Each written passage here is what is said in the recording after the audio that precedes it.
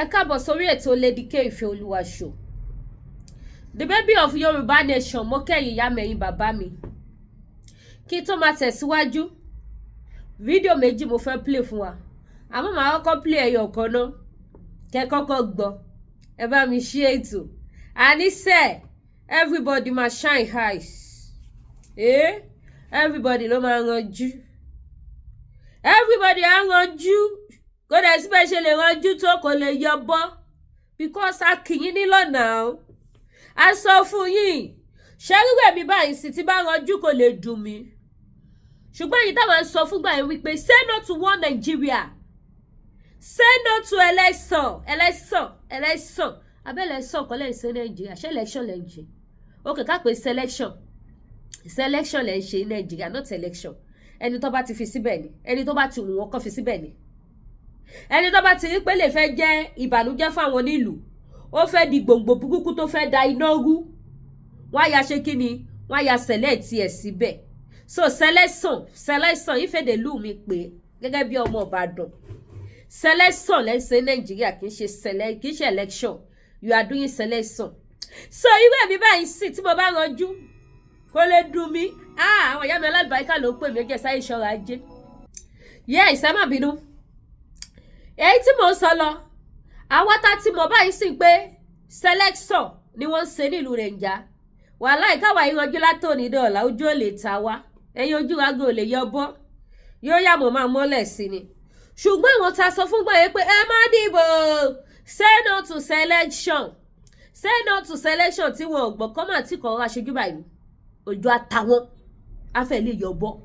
Ẹ gbọ́ bí tójú ti tàyàn tó yọbọ́ nígbà tó bá gbó yóò yọbọ́ lẹ̀. Abádojú màálù. Ó dùn mọ́ mi. Ẹ jẹ́ sáré fún wa fídíò ẹ̀yọ̀ kan náà ká tó máa tẹ̀síwájú. Màá wá play the second one. Àníṣe tí ì rí kankan Nàìjíríà. Ẹ̀yin náà rí pé púpọ̀ náà wà tá pariwo Yorùbá nation diaspora làwà. Diaspora yẹn la máa jòkó sí àti máa fi ń ṣe ẹ̀yẹ tó rà ké tó. Àánú àwọn yóò níyà lálùbáríkà àwọn bàbá àdùnnú tí wọ́n wà ní diaspora tó ń mú owó wọn sí Nàìjíríà ló kọ̀ ṣe mí. Ní ò lè jẹ́ kí n tún rẹ̀yìn lọ títí. Ní ò lè jẹ́ kí n ṣe kiri, ní ò lè jẹ́ kí n smile, kí n fẹ́ yín, kí n fẹ́ 36, show me your 36 o. Àbẹ́ẹ̀gọ́ agbọ́rò lẹ́nu àwọn bàbá àgbàlagbà ni. Àwọn àgbààgbà ilẹ̀ Yorùbá máa ti ń bọ́hùn. Ṣé pé àwọn àgbàlagbà ilẹ̀ Yorùbá lè rí bó ṣe ń lọ? Wọ́n lè sọ̀rọ̀ sókè. Ẹ̀yin tẹ́ ń pè wá ní Fẹ̀rùgbà nation. Ẹ̀yin tẹ́ ń sọ pé ọmọdé ẹ ṣe jẹ́jẹ́, ẹ ṣe sùúrù. Tinubu ló máa ṣe. Ṣé Tinubu ti wá kọjú yín sọ̀rọ̀ alẹ́ ní báyìí? I like for Spanish. Ẹ jàgbọ́. Ó yá, ẹgbẹ́ òsòkè. Ló pé ọdún méjì tó ti ń tukọ̀. Ààrẹ Bọ́lá Ahmed Tinubu pé ọdún méjì tó ti ń tukọ̀ orílẹ̀-èdè Nàìjíríà. Kí ni ìwòye yín lórí ibi tí ìṣàkóso Nàìjíríà dé dúró báyìí? Àti pé bẹ́ẹ̀ bá fẹ́ fún ààrẹ ní máàkì bíi máàkì wo ni ààrẹ máa gbà láàrin ọdún méjì tá ààrẹ ti wà lórí àpẹẹrẹ? Àbámọ̀, àgbákò, ìbànújẹ́. Mi ò gbọ́. Òun ni ìjọba Bọ́lá rẹ̀ Tinubu kó bá wà ọmọ orílẹ̀-èdè Nàìjíríà. Látìgbà tó ti dé orí ìjọba ní láti wọ̀lú. Gbogbo ìlérí tó sọ pé òun tó ṣe pé lóhun ó ṣe kò sí nǹkan tó mú ṣe ń bẹ̀. Ní ìgbà tó pé wọ́n wá fi búrẹ́dì kó wa ní omi ọbẹ̀ jẹ ni. Nítorí pé iye tí à ń ra àpò rẹsì, táwọn àpò gàrí, táwọn àpò ẹ̀wà ní nǹkan bí ọdún mẹ́ta sẹ́yìn ní ìsìn. Ọ̀pọ̀lọpọ̀ yẹn ní ò lè jẹ àwọn nǹkan wọ̀nyí mọ́ nílé wọn. Pẹ̀lú ètò ọrọ̀ ajé tó gbé kalẹ̀. Àmọ́ pé ibi tó ń gbé wa lọ lélẹ́yìí o, àbámọ̀ gbáà níjọba Tinubu fún ọmọ orílẹ̀-èdè Nàìjíríà. Ẹ̀yin bàbá ṣé lóòótọ́ ni? Mo fẹ́ wo orúkọ kábíyèsí yẹn wá. Ẹni sùn, mo fẹ́ wo orúkọ kábíyèsí yẹn wá. Kábíyèsí lẹni tó sọ̀rọ̀ yìí o. Kábíyèsí ni wọ́n. Okay. kábíyèsí ni orúkọ wọn, wọn kọ orúkọ wọn sí, wọn kọ orúkọ bá tó jẹ́ síbẹ̀.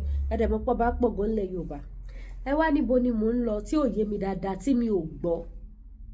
Ó dà pé tí ń dùn mí. Kí ló ní ìjọba Tinubu kó wá yìí? Oríire, owó, ọmọ, àlàáfíà, ẹ̀mí gígùn, ìdùnnú, ayọ̀, ọpẹ́. Ẹ bá mi ṣe gbòsà fún Tinubu ní comment section. Ẹ má ṣe pé o. Ẹ kò bá mi ṣe pé Tinubu carry go, we dey gbádùn you. Tí Tinubu ò bá ṣe báyìí fún wọn, báwo ló ṣe fẹ́ mọ̀ pé òtítọ́ lèmi àti yín sọ wípé Yorùbá nation ní solution? Báwo ló ṣe fẹ́ bìlífù wípé Odùduwà àfi kí ìwọ̀n ọmọ aládé padà sí orísun wa, ká padà síbi tá ti ń bọ̀, ká padà sí orísun wa? Báwo ni wọ́n ṣe fẹ́ bìlífù? Ìbéèrè tí ó fàjà. Ẹ bá mi ṣe gbòsàgbòsà fọ́mọ olódòdẹ. Èmi ò mọ reason why tí Tinubu wá lo idẹ fún wọn lọ́tẹ̀ tí ò lo odò irin tó wá jẹ́wọ́ ọmọ olódòdẹ, because bó ṣe jẹ́ ọmọ olódòdẹ tó ń jẹ́wọ́ ọmọ olódòdẹ fún wọn yẹn, ó sì bá wọn mu díẹ̀díẹ̀. Tó bá púùfù fún wọn sí pé olódòdẹ kó olódò irin ni, ṣe mọ̀ pé ó máa wọ bọ́dì dáadáa. Òkú tó ti kú gan á jí dìde, á sọ̀rọ̀ sókè wípé no. Àwọn òkú tó ti wà nínú sàárè tí wọ́n ti so ohun gbàgbé tó jẹ́ pé ìjọ tó kú ẹ̀bà àti màálù àti àmàlà òun ni wọ́n fi sin wọ́n, tó ti jẹun tó ti yó tí wọ́n lè sọ̀rọ̀ fún Olódùmarè. Ebi á pa wọ́n wá sọ̀rọ̀ fún Olódùmarè pé Olódùmarè wá, ìyà ń jà wọ́n ta fílẹ̀ sáyé. Ebi ti ń pa àwa náà, bí tára bá dẹ̀wọ̀n ara máa dà wá náà. Èyí tá jẹ́ ti tán, èyí tó fi sìn wá sọ̀hún ti tán. Akékékékéké ayányányányányán. Ẹ̀sọ́ olúwẹ̀dẹ́ ni tí ó mọ̀ ọ̀rọ̀ sọ, ẹ̀sọ́ olúwẹ̀dẹ́ ni tí ó mọ̀ ṣẹṣẹ, ẹ̀sọ́ olúwẹ̀dẹ́ ni tí ó ní làákàyè Nàìjíríà, ẹ̀sọ́ olúwẹ̀dẹ́ ni tí ò tiẹ̀ mọ ohun tó ń ṣe lórí pé gbogbo yín pariwo pé irọ́ là ń padà láì Tinubu ló lè ṣe ọmọ olódò orin ni. Ẹ wo ibi tẹ́ sì wá dé, ẹ wo ibi tẹ́ bá wá dé. Tí bá rántí ọ̀rọ̀ Nàìjíríà, omi máa ń fẹ́ jábọ́ lójú mi wípé Olúwa kí ló dé tó dá mi sí ìlú burúkú yẹn? Olúwa sì ni mi ò dá ẹ sí ìlú burúkú, ìlú alálùbáríkà mo dá ẹ sí. Ibi táwọn tó yẹ kó bí ẹ wà ni mo dá ẹ sí. Àwọn olórí tẹ́ yàn ni, àwọn olórí tó wà ńbẹ̀ ni wọ́n yọ olórí kórí olórí burúkú ẹ̀dá. Mo lólúwa kí ló dé tó wà bá mi máa lù wọ́n pa nǹkankan kí n má ba regret pé mo wáyé mọ́. Kò tán síbẹ̀, á tún gbọ́ mi o. Bàbá wa sọ wípé, tó bá sọ wípé ọdún méjì tí Tinubu lò, orí burúkú, òfò, kí ló tún pè kẹta náà? Ìpọ́njú àbíyà, Ọlọ́run ló kó wá. Ẹ má sọ bẹ́ẹ̀ mọ́, ẹ stop sọ bẹ́ẹ̀. Tinubu kówó wá torí pé kí ni ó fi yín lọ́kàn balẹ̀ pé òun máa ṣe, ó dẹ̀ ṣe fún yín. Mo lérò pé gbogbo àwọn àgbààgbà ilẹ̀ Yorùbá, ó yẹ kí gbogbo yín kẹ́ ti mọ̀. Kí ló dé tó jẹ́ wípé ohun táwa ìwé ìsìn wá ń rí, ẹ̀yin àgbààgbà tá bá láyé rí? Kí ló dé tó dà bẹ́ẹ̀? Ọmọ ọdún mélòó ni Májàsọ́lá? Yóò tún ní bàbá náà, yóò tún Lámì Lédìkẹ́, yóò tún ní bàbá Èkìtì, abẹ́gbàgbàgbàlagbà bàbá Èkìtì ni. Yóò tún ní gbogbo wa pátápátá, Ọláyọmí Kóyìkí Masbi, yóò tún ní gbogbo wa, because àwa yóò tún àdìde tán. A rí wípé ọjọ́ ọ̀la Nàìjíríà ò lè dá. Ṣùgbọ́n ẹ̀yin àgbàlagbà tó yẹ kẹ́ tì wá lẹ́yìn, ká máa sọ wípé aláwọn bàbá kan tó mọ yìí ọmọ, aláwọn ìyá kan tó mọ yìí ọmọ. Ohun tá wá rí gbogbo yóò wá rí, ẹ wá tì wá sínú ìgbèkùn ìyà Tinubu. Ṣòdà báyìí. Ẹ jẹ́ ká tún gbọ́ ti dádì mi tá tún ní báyìí. Kọ́kọ́ letty girl. Ẹ jẹ́ ìṣọ́ra, ẹ jẹ́ wá bá mi rajà. Ọmọ alájẹ. Yes, ẹ má bínú jàre. Èyí tá ń sọ lọ. Ẹ wá bá mi rajà o, ẹ jọ̀ọ́ ẹ ṣàánú mi o. Ẹ ṣàánú ọmọ mẹ́wàá, bàbá mẹ́wàá o. Ẹ wá bá mi rajà, ṣáírú eléyìí tí mo wọ̀ ń sìn. Ẹ wo, àbí ká tẹ̀ kọ́kọ́ ṣe prógráàmù tán kí tó polówó. Ṣẹ́rẹ́lẹ̀ ṣòkòtò ẹ̀ is 3/4. Ẹ wo, ẹ jẹ́ sún sẹ́yìn dáadáa, ẹ lè rí ṣòkòtò ẹ̀. Ẹ jẹ́ kí n gbé kámẹ́rà yẹn wá sísàlẹ̀. Ẹ má wò pé mo wọ ṣọ́ọ̀ṣì ní lọ́sàn-án gan, òtútù ni o, ẹ mọ̀ pé mi ò gbó. Ṣé ti rí ṣòkòtò ẹ ti rí ibi tó dé? Orúnkún ẹ ti rí báyìí. Òun nìyí. Ṣé ti rí? Very beautiful kilotin with 3/4 with top. So I have size 12, size 14. I think I have size 10 too. Yes, I have size 10. mo ní size 10 size 12 ni mo wọ̀ yìí size 12 òun lèmi wọ̀ yìí this one I'm putting on is size 12 mo dẹ̀ ní tí ṣòkòtò tún ṣe 3/4 tó jẹ́ style tí ṣòkòtò ẹ̀ tó gùn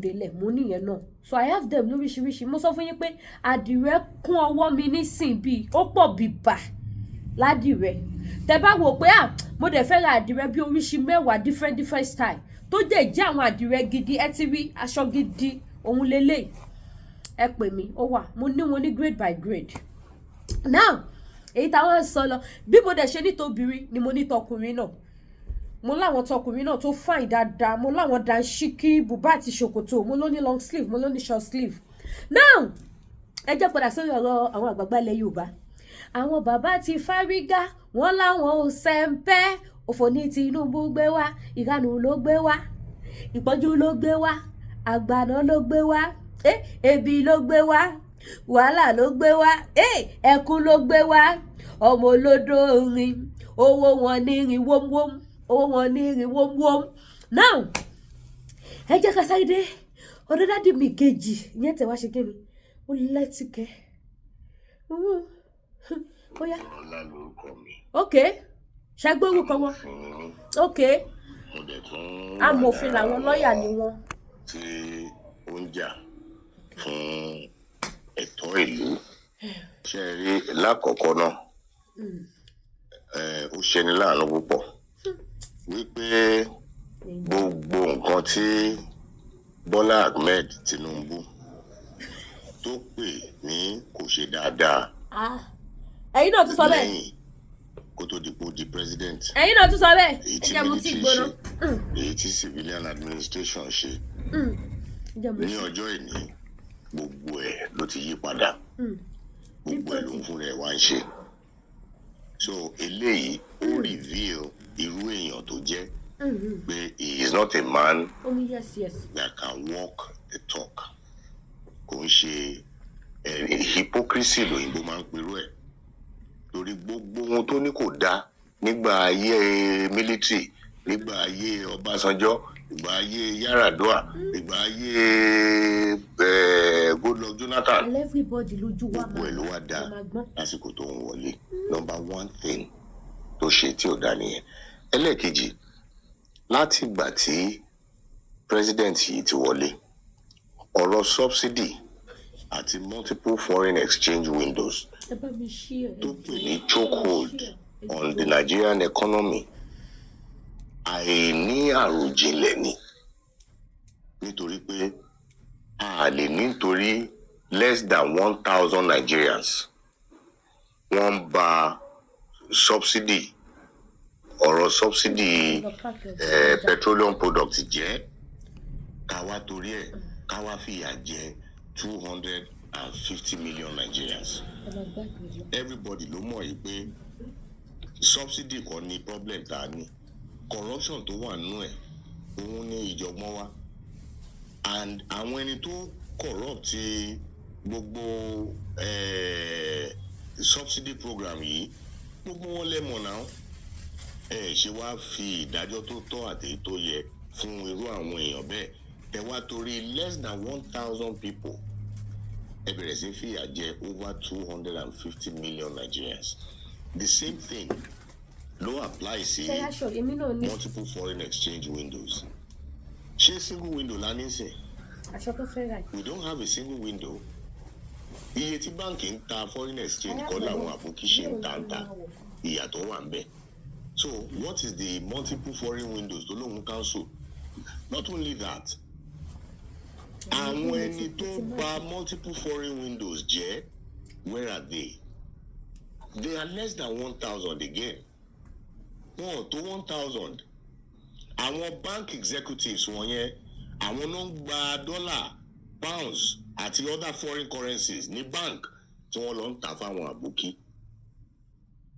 mélòó nù wọn ni wọ́n ti prosecute mélòó nù wọn ti rán lọ sẹ́wọ̀n now nítorí less than 1,000 people tó ń ṣe yamayama tó bá jẹ́ ìlú China ni gbogbo wọn ló máa sentence to death and there will be close monitoring of what the banks are doing with allocations foreign exchange tí wọ́n bá fún wọn Now, because of this, less than 1,000 people, 250 million people now have to suffer. Hey. You have now devalued our currency. Níbo náà ti ń ṣerú ẹ̀? Ìlú tó ń devalue currency, ìlú tó ń produce ní. Kí ni Nigeria ń produce yàtọ̀ sí crude oil wa tá à ń tà síta? What other thing are we producing?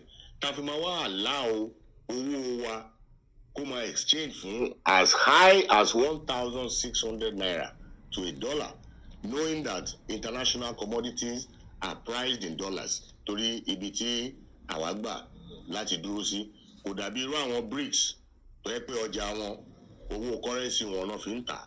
Ìwọ tó bá fẹ́ ra ọjà lọ́dọ̀ wọn, ìwọ náà lọ wá owó tiwọn báwa ṣe ń lé dọ́là kiri káwọn náà máa lé náírà kiri. Gbogbo aládé sọ fún president yìí we co-explore possibility, but unfortunately wọ́n ní CIA asset ni kò dẹ̀ tó bẹ́ẹ̀ láti do otherwise. Now lórí ọ̀rọ̀ reforms kò sẹ́ni tó wà against reforms kò dẹ̀ síjọba. Ta ló ń pè mí again àbọ̀ wá bá ní mo busy mo ṣètò lọ́wọ́ ẹ̀yin ò rajà sí ẹni bá fẹ́ rajà ni máa gbé kọ̀wọ́ bí mo ṣe wà yìí for now ẹni bá fẹ́ rajà ẹni tí ń pàkọ́jẹ yàn. Irú ẹ̀ ni ọ̀rọ̀ tí mò ń sọ láìpẹ́ yìí lórí bóyá rédíò yìí náà ni. Nígbà tí bàbá kan tó lóun fẹ́ dàbí àwọn yòókù àwọn bàbá yòókù ládùúgbò ẹ̀ ó wá lóun ó bẹ̀rẹ̀ sí tọ́jú owó fún ọdún 10 owó táwọn bá rí ń bẹ̀ làwọn fi kọ́lé làwọn fi ra mọ́tò làwọn fi ra nǹkan nítorí náà àwọn ọmọ ò gbọ́dọ̀ jẹun wọn ò gbọ́dọ̀ lọ iléèwé kọ́dún 10 tó pé ìyàwó ti kú ìkan náà àwọn ọmọ wà lórí hospital bed pẹ̀lú àìsàn burúkú ìkan náà àwọn ọmọ ó ti lọ join Boko Haram èyí obìnrin nínú wọn ó ń gbéṣẹ́ lórí Allen Avenue. Now owó tó ń tọ́jú sìn kí ló fẹ́ nọlé lórí? That is the problem I have with their reforms. Reforms tó ní káwọn èèyàn wá kọ́kọ́ kú ná. Very fine aṣọ. Ó ṣì ní o. Irú yẹn ò ń ṣe reform tó dáa. Ó ṣì ní o ìtẹ́bá fẹ́ lọ wá o. There's no doubt about it. Then ohun tá a tún wá rí pẹ̀lú ìjọba ẹ̀ ni pé it is full of deceit, full of lies and oríṣiríṣi they are just cooking up all kinds of things which should not be.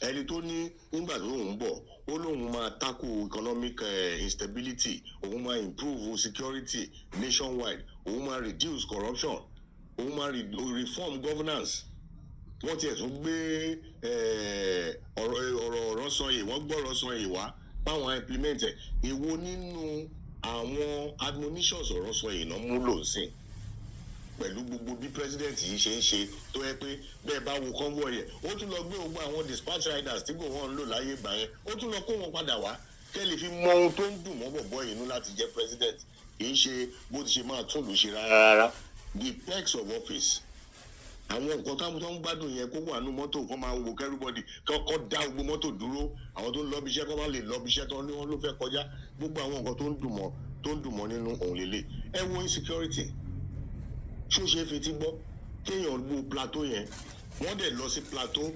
àwọn ẹni bí wọ̀nyí wọ́n lọ plateau wọ́n strike lọ́jọ́ kan àti president àti chief of army staff àti national security adviser àti governor everybody wọ́n jáde wọ́n pariwo eléyìí ò dá o wọ́n make statement wọ́n send condolence wọ́n tún padà lọlé wọ́n tún lọ sùn kò ju bí ọ̀sẹ̀ kan sọ́sẹ̀ méjì lọ àwọn bíbù yẹn tún strike wọ́n tún pa àwọn èèyàn lọ bí rẹ́rẹ́ the same reactionary approach wọ́n tún jáde wọ́n tún wá make statement wọ́n tún send condolences èyí tó wá ṣe paríparí ẹ̀ wọ́n tún wálé lẹ́ẹ̀kẹta wọ́n tún pa àwọn èèyàn lọ in the same plateau mi ò tí ì sọ ti Benue o what government does that ṣé bí wọ́n ní once beaten twice shy ni irú ìjọba olóṣèlú eléyìí so ìjọba Tinubu láti ìgbà tó ti dé has been nothing but a bundle of ìjọ̀gbọ̀n fún Nigerians ẹ wo ọ̀rọ̀ tó ṣẹlẹ̀ pẹ̀lú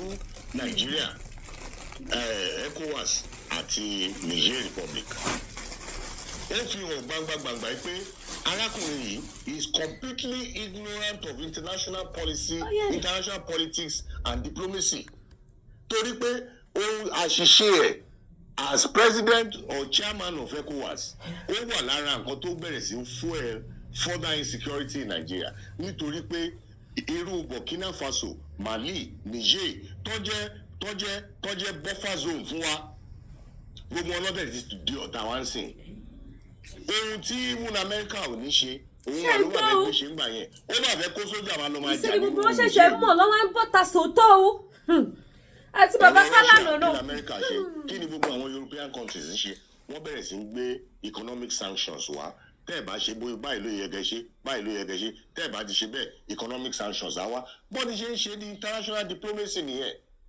òun ṣe ló ń threaten pé òun máa gbógun lọ bá wọn ìlú onílùú ìlú a sovereign nation tó ní territorial integrity ìṣe ló kàn rin ọ̀nà yẹn ó rìn báṣubàṣu lẹ́mìí sìn ó ti kó wa sí bàbá ńlá ìjọ̀gbọ̀n torí irú bọ́fà tí àwọn ìlú mẹ́tẹ̀ẹ̀ta yẹn particularly tó ń create fún Nàìjíríà ó ti kúrò ńbẹ̀ gbogbo ìjọ̀gbọ̀n tó ń ṣọ̀bọ̀ láti Sahel sìn orí ọ̀dọ̀ orí Nàìjíríà ló ń ṣọ̀bọ̀. ṣé ẹ gbọ́ ṣe èyí tẹ́ ṣe fúnra 2027. This president that led us to that on corruption ṣé iná wa rí gbàngbàngbà báyìí pé ọ̀rọ̀ ẹnu lásán ni corruption we're fighting corruption ní pẹ̀lú ìjọba Bọ́lá Ahmed Tinubu àìpẹ́ yìí òun ni wọ́n gbé nǹkan kan jáde àwọn National Assembly wọ́n ní wọ́n pad the budget 380 something billion 380 something billion naira wọ́n láwọn fẹ́ fi ra 1,462 street lights. Ní abẹ́ Tinubu and nothing has happened to it. Èmi béèrè nǹkan kan 800 million tí World Bank fún wọn as social safety net. 800 million. Kọ́ máa pín fún àwọn ọmọ Nàìjíríà the vulnerable the poorest of the poor. 800 million yẹn mo ṣe ìṣirò ẹ̀ tó yẹ pé tí a bá gbé sí at the dollar rate of 1,600 naira multiplied by that amount nǹkan tó máa fún wa is about 1,130 billion naira. Ìjọba jáde wọ́n ní àwọn ti reach out sí 15 million families 10,000 naira tó bá jẹ́ pé lóòótọ́ ni that would amount to 150 billion. ṣé ẹ gbọ́ o. tó bá jẹ́ 150 billion ló amount sí èló ni balance tó kù bẹ́ẹ̀ 1.1 trillion naira. kí ló fi ṣe World Bank ló ṣe wá padà wá ló bẹ̀rẹ̀ sí admonish Nigerian government lórí bí wọ́n ti ṣe ń expend that money meant for social security net. Ta ni wọ́n parọ́ fún? I have always said a thief cannot accuse another of stealing and be justified, but this is what you are seeing. So on all fronts, this government has failed everybody. Gbogbo ìgboro ìlú àwọn títì tó láwọn ṣe how many kilometres náà ti ṣe? Gbogbo owó tó lọ expend sórí Lagos Calabar road. ṣé báwa sọ wọ́n lè wá Lagos Ìbàdàn wọ́n gba Ìbàdàn tó Ògbómọ̀ṣọ́ tó Ìlọrin ṣé wọ́n wo gbogbo àwọn ọ̀nà wọ̀nyẹn ṣé wọ́n ṣe gbà. ọ̀rọ̀ Igboho ṣe ọ̀rọ̀ lédìkẹ́ ṣe pé say no to Nigeria ó ti ṣe bẹ́ẹ̀. òun lọ Zaria say to Nigerian government. òun lọ Kaduna àti Kaduna òun lọ Zaria àti Zaria òun lọ Maiduguri òun lọ Kano ṣé gbogbo àwọn ọ̀nà yẹn ló wà mọ́tírébù èwo ló wà of priority today. Gbogbo àwọn oúnjẹ tá à ń jẹ ní south àti àwọn ọ̀nà ọbẹ̀ yẹn náà ti ń kó wá wọn ní lọ kó wọn sí orí Lagos Calabar expressway. So which should take priority? Bẹ́ẹ̀ sì ni kẹ̀ àwa mọ̀ pé ọgbọ́n náà ni wọ́n fẹ́ abandon projects bí Lagos Calabar Sokoto Badagry abandon projects náà ló máa jẹ́ last wọ́n fẹ́ fi rí ìkówó tó máa fi ṣe politics ni. You see téèyàn bá rí well intentioned leaders kò ní ṣòro rárá you can tell from miles away pé olórí yìí this is well intentioned àwọn eléyìí ò wà well intentioned they know what they are playing at they are just deceiving Nigerians they don't have any solution to Nigeria's problems. ṣé o ti mú délẹ̀ alpha yìí ìyá mi ẹ̀yin bàbá mi ṣe gbádùn chat yẹn ṣe gbádùn ẹ gbádùn announcement yẹn ṣé ọ̀rọ̀ wa ṣe àbí ò ṣe ọ̀rọ̀ Májàsọ́lá ṣe àbí ò ṣe ọ̀rọ̀ Lady K ṣe àbí ò ṣe àpariwo tó ṣe àdàbọ̀ tó ṣé àsọ wípé ọmọ Yorùbá ẹ má finá sórí òrùlé sùn ohun rere kan ò lè ti Jerusalem ìjọba 2023 to 2027 òtún tí wọ́n 2031 gan pàápàá ohun rere kan ò lè tìjọba wọn jáde ṣé we talk am àbí we no talk am ẹ wo aṣọ tí mo wọ̀ ìbò ní kọ́lọ́kọ́lọ́ lóríṣiríṣi tẹ bá fẹ́ àdìrẹ tí wọ́n fi gbẹ́ fine style tó tún ṣe búbù báyìí tó jẹ́ fitted top pẹ̀lú 3/4 ṣòkòtò bírí tí mo wọ̀ yẹn ti rí mo ní ó wà ẹ tètè wá ra titi yín mo fi lédùmarè bẹ̀yẹn ṣì lè fi rọ́ọ̀kì wọn bá sọ́mà tó kù yìí náà kò dẹ̀ ń ṣaṣọ tẹ́ máa lò lẹ́ẹ̀kan tẹ́ ní lò mọ́ ẹ kíìpù nǹkan yín sílé tó bá tún di nínú sọ́mà next year ẹ tún gbé jáde á tún tuntun lójú ẹ tún ṣe kíni ẹ tún lò lọ síbi tẹ́fà bẹ́ẹ̀ fẹ́ lò lọ. Apariwo ayọ́yọ́yọ́yọ́yọ́yọ́ ṣàlọ̀ ọlẹ́nu àrùn wọ́n ní ká gbẹ́nu sọ Tinubu ló lè ṣe #1 best president all over the world wọ́n ní Tinubu ni oríkì tí ò ṣe tọmọ olódòdẹgun wọ́n bẹ̀rẹ̀ sí ní fún ọ̀nà tí ò ṣe jíjẹ wọ́n bẹ̀rẹ̀ sí ní gbé fún pé sẹ́ẹ̀ lẹ́yìn president tún ní àfohùn nìkan ó wá dé ìṣẹ́ wa ń pariwo ẹjọ́ ọ̀rọ̀ wá ṣe ọ̀rọ̀ Májàsọ́lá ṣe lórí àwọn àgbààgbà ilẹ̀ Yorùbá wípé ẹ̀yin àgbààgbà ilẹ̀ Yorùbá kó má di wípé ẹ̀yin lẹ máa padà wá kábàámọ̀ lọ́jọ́ iwájú pẹ̀lú nǹkan tẹ́ fi ń ṣeré nílùú Nàìjíríà yìí ẹ ṣáàjọ gbogbo ẹ̀yin àgbààgbà gbogbo yín náà lẹ ti rí sí bó ṣe lọ ẹ ti rí wípé Sunday Igboho kì í ṣe terrorist àlàáfíà ni Sunday Igboho wá fún gbogbo ọmọ Yorùbá ẹ jẹ́ bá mi ṣí ètò bẹ́ẹ̀ tí ẹ ti torí nǹkan míì ṣí ẹ bá mi ṣí ẹ nítorí ìṣẹ̀lẹ̀ 2021 nítorí pé kí ni gbogbo àwọn tí wọ́n bọ́ táǹsì a nídìí kí gbogbo àgbààgbà ilẹ̀ Yorùbá kan panupọ̀ kó sọ fún ìjọba Tinubu pé fi Sunday Igboho sílẹ̀ ohun tó ń jà fún ìyà tí ò fẹ́ kó jẹ wá orí burúkú tí ò fẹ́ kó dé bá wa nílùú Nàìjíríà ojú gbogbo wa ti là báyà àti rí bó ṣe lọ fi Sunday Igboho sílẹ̀ o Sunday Igboho ṣọ̀daràn bó tilẹ̀ jẹ́ pé gbà tí incident yẹn ṣẹlẹ̀ àárẹ̀ àwọn àgbààgbà kan tí wọ́n bọ́ síta tí wọ́n sọ wípé ta ló ránṣẹ́ Yorùbá ò ṣe jà fún àtúrò àwọn kan tó tún sọ fún wípé Yorùbá lọ̀tá Yorùbá ó ṣe jẹ́ pé gbà tí Tinubu fẹ́ débẹ̀ ní Sunday Igboho wá dìde tó wá ń ṣe tánà díẹ̀ tó lóun fẹ́ Yorùbá nation òun fẹ́ Odùduwà nation ṣùgbọ́n nísìn gbogbo wọn ti rí sí pé Sunday Igboho ṣe tánà dé Sunday Igboho ṣe tánà dé ìrìnàjò ọdún méjì tó ti dàbí ìrìnàjò ọdún mẹ́wàá tẹ́ bá máa fi lọ ọdún mẹ́rin ọdún mẹ́jọ ń kọ́ báwo la ṣe fẹ́ ṣe báwo la ṣe fẹ́ lajá ẹ̀yin náà gbọ́ gbogbo nǹkan tí amòfin sọ ẹ gbọ́ gbogbo nǹkan tí bàbá yìí sọ bàbá yìí tún go deep owó tí wọ́n gbé fún ìlú Nàìjíríà tí ìlú Nàìjíríà táwọn ìjọba Nàìjíríà dẹ̀ sọ wípé àwọn ti fún ẹnì kọ̀ọ̀kan ní 10,000 ìyá sẹ́lẹ̀ ò tí ì rí 10,000 tiẹ̀ o èmi náà ò tí ì rí tèmi ẹ kó wá o ẹ bá kó wá màá gbà àwọn ẹlẹ́lẹ́yà mo ṣe prógrámù kan mo ní tí àwọn tó ṣe ìjọba ní ìlú Nàìjíríà tí wọ́n bá rí owó lọ́wọ́ wèrè tí orí ẹ̀ ti ta kókó wèrè tó ti pẹ́ lọ́jà tó ti wọjà tipẹ́tipẹ́ àwọn people ready àti gbà kí wọ́n bí ọmọ lẹ́nì kókò lajú báyìí kódà kí orí ẹ̀ lásán kó sì yọ jáde ní fùrọ̀ àti ọwọ́ kọ́ wá rí pé ọwọ́ yẹn ó fi di owó mú tó bá ṣe gbà fún ìjọba Nàìjíríà wọ́n ready àti gbà àbí kókò sì yọ orí lábẹ́ yẹ̀ báyìí kó wá gbé owó hánu tí àyè bá gba ìjọba Nàìjíríà tójú bá pofírí gbogbo àwọn tó ṣèjọba Nàìjíríà wọ́n ready àti gbà wọ́n lélẹ̀ yóò gun owó tó lágbára ni owó téèyàn gbé wá látọ̀run láti inú ẹ̀jẹ̀ owó tó ṣe kí ni wọ́n á tún gbà níbi tí wọ́n ya wèrè dé ní ìlú yẹn ìjọba tó worst jù nínú gbogbo àgbáláyé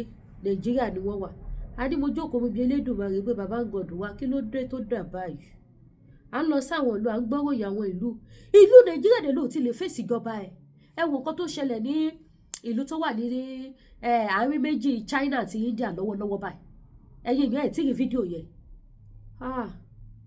YouTube ò ní jẹ́ kéèyàn gbé wa níbi ìbá ti wá fi ṣe ṣó àwọn ará ìlú Commissioner of Finance nígbà tí mo kọ́ rí fídíò yẹn tí wọ́n lu máa yẹn ní igi wọ́n lù wọ́n já sí wò Commissioner for Finance wọ́n lù wọ́n já sí wò máa yẹn ní láti fò láti orí bridge ó fò bẹ́ sínú gbó ṣáyé inú gbó tó bẹ́ sí yẹn odò ń ṣàn lọ báyìí níwájú àwọn kan dẹ̀ tún ló gba the other side ọ̀dẹ̀ tún lé máa wá ní ìhòhò lẹ́yìn tí wọ́n ti lu òun nìkan lọ́dún kó ráyè escape nínú gbogbo olóṣèlú country yẹn wà láàrin méjì China sí India wọ́n jẹ́ country yẹn run lọ́wọ́lọ́wọ́ báyìí àwọn ará ìlú wọ́n finish àwọn politicians wọn wọ́n wá lu máa yẹn títí ní ìhòòhò ọmọlúwàbí máa yóò mọ bí tó fẹ́ gbà mọ̀ kò sẹ́ni tó fẹ́ gbà sílẹ̀ ẹ wá wo òbítíbitì èrò wọ́n wá lù lọ nínú odò nígbà tí wọ́n kọ́ rí fídíò yẹn mi ò kọ́kọ́ mọ ẹni tó jẹ́ àyà mi ti já mo ní yé kí ló dé tó ṣe báyìí lọ́yọ̀ báyìí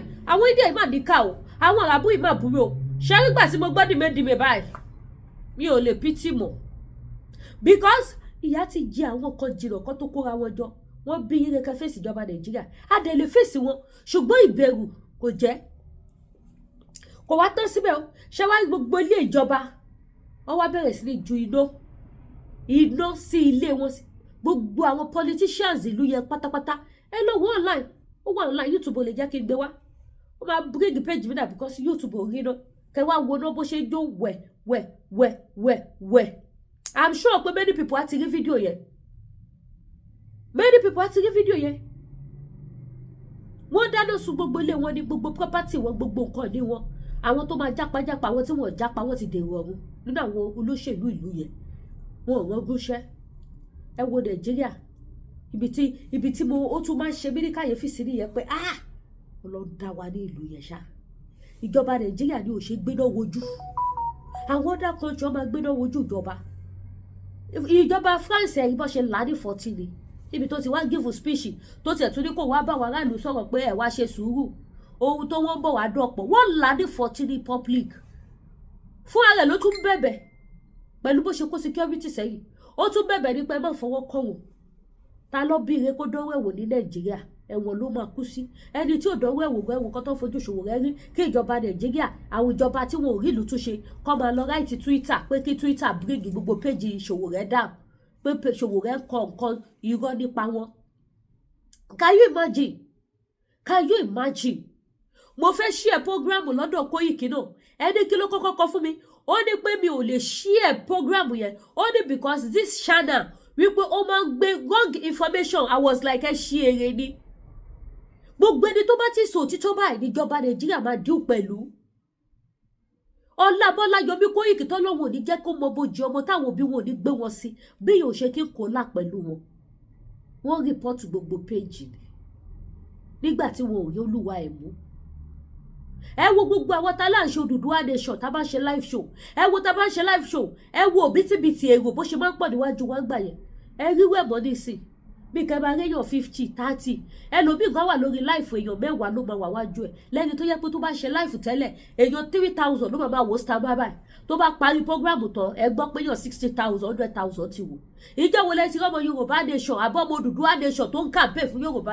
Odùduwà nation kó rí èèyàn 10,000 wò kó rí èèyàn 5,000 wò àfi tó bá yẹ pé ṣòó tó ṣe yẹ kò ní ṣe pẹ̀lú Nigerian government òun nìkan ló kù kò ní ṣe pẹ̀lú ìtúsílẹ̀ ìran Yorùbá nìkan ló kù níbi táwọn Nigerian government tí wọ́n ya wèrè tí wọ́n ya ẹran kò dé gbogbo ta ṣe sọ ni pé ọmọ Yorùbá jẹ́ ká jí táwọn bá lọ́wọ́ ní wèrè ẹ jẹ́ ká jẹ́ kó yé wọn pé wọn ọ̀pọ̀ tó wà mélòó làwọn igi wọ́rọ́kọ́ tó dáná Nàìjíríà tó dáná ọmọ ènìyàn rú ẹ wá gbọ́n tábò fi sọ wọ́n lọ ní kán gbówó fún wa pé wọ́n lọ ti pín ẹ wá wùgbà táwọn bá wọn ti calculator bọ̀ wọ́n ní iye báyìí ló máa jẹ́ iye báyìí ló sì máa kúlẹ̀ tó bá jẹ́ bẹ́ẹ̀ ẹgbẹ́ ṣéyàn 15,000 ló wà ní Nàìjíríà kẹ máa wo ayé lóde owó tó ti pín tó ti ṣẹnu mú yẹ ìjọ wo la fẹ́ ṣe lè dá ọmọ Yorùbá gbogbo ẹ̀yin àgbààgbà ilẹ̀ Yorùbá ohun tá à ń sọ rèé májàsọ́lá òdùpọ̀ èmi náà òdùpọ̀ kò sí ohun tí mo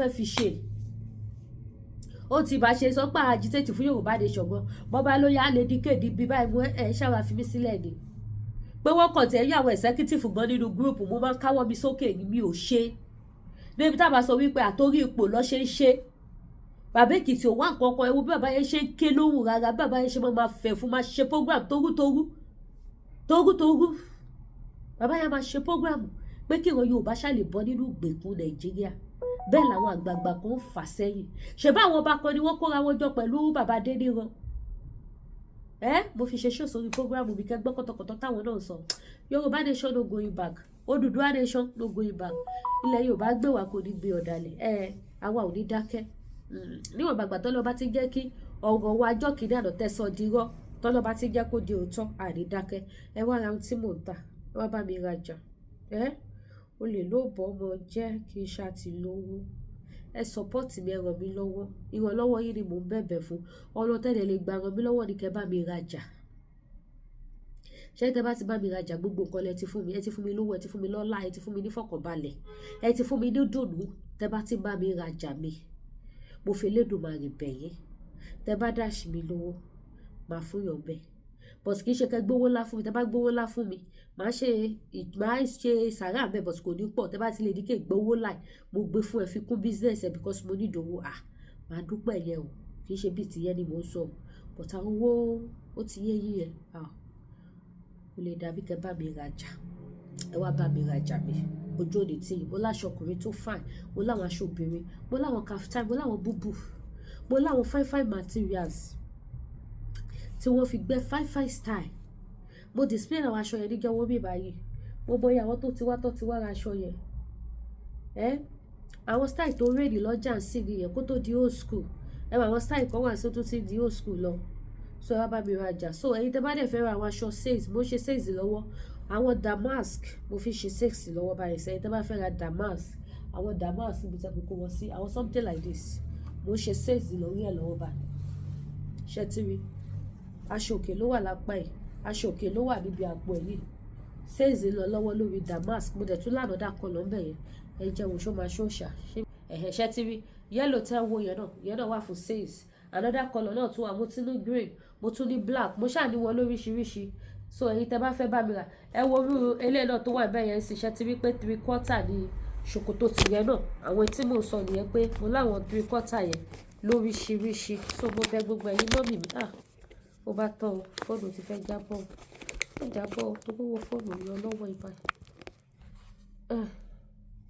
ẹ̀yin mọ́mì mi ẹ̀yin dáàdì mi wá patronize mi wá bá mi rajà ojú òní tí yẹn bákan náà mo dẹ̀ láwọn fine wig mo láwọn jewelries tó fine dáadáa ẹ pè mí tó bá dẹ̀ jẹ́ àwọn spiritual items náà lẹ bá fẹ́ àwọn ọṣẹ àánú ọṣẹ ìṣẹ́gun ọṣẹ arọ́bí ọṣẹ ìtúwọ̀ àwọn àgbà ọṣẹ ìbẹ̀rẹ̀ àwọn àgbà àpélépọ̀tà back to sender wígúnwẹ̀ èpè àwọn iṣẹ́ lóríṣiríṣi gbogbo ẹ̀ ni mo ní èyí tẹ́ bá ti fẹ́ bẹ̀ yẹn ṣá patronize mi tó bá dẹ̀ jẹ́ oyin gidi ni tó bá dẹ̀ jẹ́ ti aṣínà ọ̀la ni gbogbo ẹ̀ ló wà available ọ̀hún ní fọ́tò Jésù lẹ́wọ̀n lára yẹn bẹ́ẹ̀ ni ọṣẹ ìyọ́nú lélẹ̀ báyìí ẹ̀yọ́nú àtọṣẹ ìṣẹ́gun lélẹ̀ báyìí tó wà lọ́wọ́ mi ìtẹ́ bá ti fẹ́ bẹ̀ gbogbo ẹ̀ ló wà available lóríṣiríṣi ó kún ní spiritual store wà ń bẹ̀ oyin gidi original this is ìgò méjì mo ní tó jẹ́ 1 bottle mo ní tó jẹ́ 1.5 4 size ní oyin mi but this is the big size lẹ́wọ̀ oyin gidi dẹ̀ lóyin mi seal one mo láwọn mi tó yẹ pé kẹ́ ò ní ṣe seal but eléyìí báyìí sí seal ni ẹ máa ṣẹ̀ṣẹ̀ já ni mo láwọn tó yẹ pé ẹ kàn máa ṣí mo dẹ̀ láwọn oṣù mo ń bọ̀ àwọn adá customer yẹn ni mo dẹ̀ ọjà wọn náà ni mo páàkì lẹ́ẹ̀kan so mo dẹ̀ ní tí mo ní tó bá yẹ pé wọn ìsanwó sí màá sáré gbé kọ̀ màá wá dá wọn lóhùn sí mo sì páàkì ọjà wọn náà mo lọ kó lẹ́ẹ̀kan so eléyìí báyìí sí sílùú ọ̀lẹ́lẹ̀ sọ wọ́n bá mi rajà ojú òní tí now èyí tó bá fẹ́ ra oògùn diabetes òun náà wà available oògùn jẹ̀dí àti high blood pressure tí manpower ti tán sẹ́yìn tó bá fẹ́ ra àwọn jewelries gbogbo ẹ̀ṣà gbogbo lówó ó wà available ẹ má gbàgbé láti subscribe sí YouTube channel mi kẹ́tọ̀ notification bell yín bye for now ẹ jẹ́ ń dá wọlé.